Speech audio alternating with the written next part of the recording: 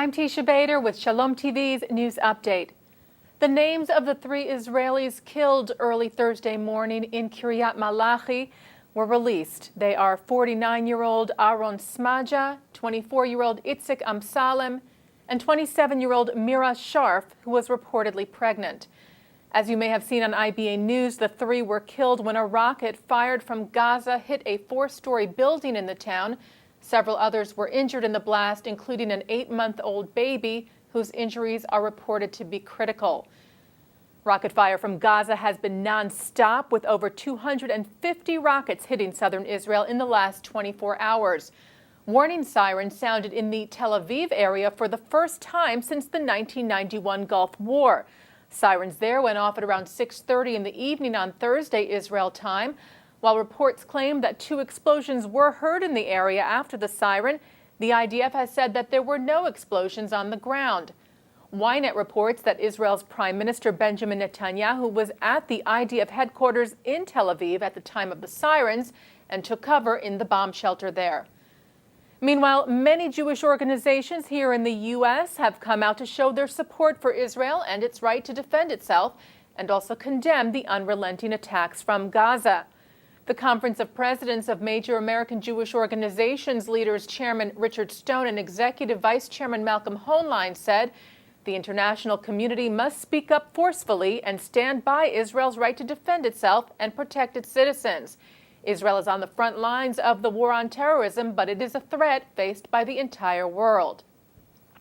The American Jewish Committee Executive Director David Harris also called for international condemnation, saying those truly concerned for Israel's security and the cause of peace must stand up and speak with unambiguous moral clarity. The rapidly escalating situation demands no less. The Jewish Federations of North America's president and CEO Jerry Silverman said these latest unprovoked attacks follow years of unrelenting terror that has forced so many Israelis to live in a constant state of fear, conditions which no country would tolerate.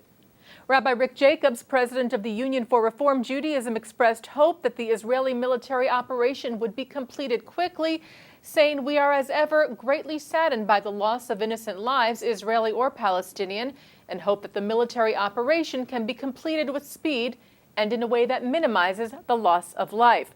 We continue to pray and advocate for the safety of Israelis who have for too long been the targets of violent and unremitting rocket attacks." B'nai B'rith International expressed their support for Israel's military action, saying no nation should have to endure and constantly defend itself against terrorist attacks.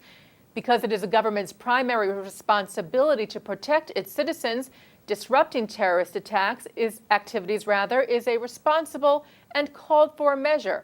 For these reasons, B'nai B'rith supports the IDF for commencing military operations that focus on damaging those groups perpetrating violence against Israel.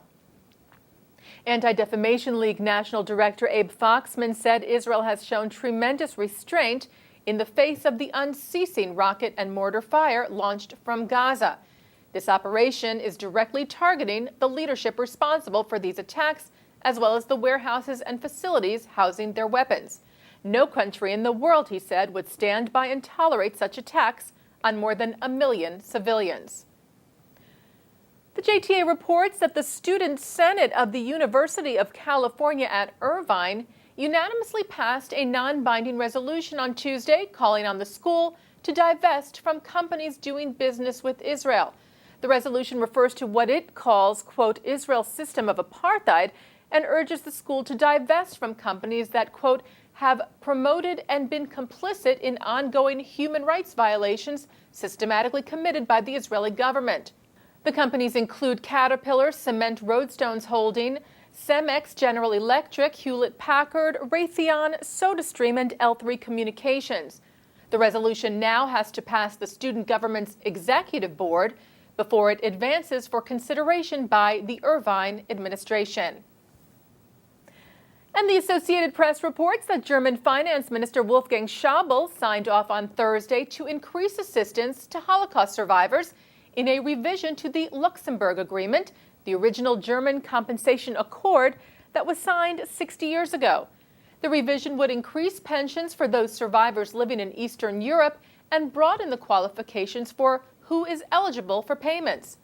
Germany already increased payments this year for home care for Holocaust survivors by 15% and pledged to raise that over the next 2 years. Annual negotiations are held between the Conference on Jewish Material Claims Against Germany and the German government on who should receive funds and how much will be paid. Germany has paid primarily to Jewish survivors some $89 billion in compensation overall for Nazi crimes since the agreement was signed in 1952. With that, Claims Conference Special Negotiator Stuart Eisenstadt says there are still hundreds of thousands of survivors who are living in or very close to poverty. Telling the AP this is an ongoing responsibility, this is not the end of the road. However, Eisenstadt also said the revisions were a tribute to Germany, that the country continues to acknowledge responsibility for Nazi-era crimes, not only by its monetary payments, but also by its actions, which include Holocaust education and the building of Holocaust memorials. And that's Shalom TV's news update. I'm Teisha Bader.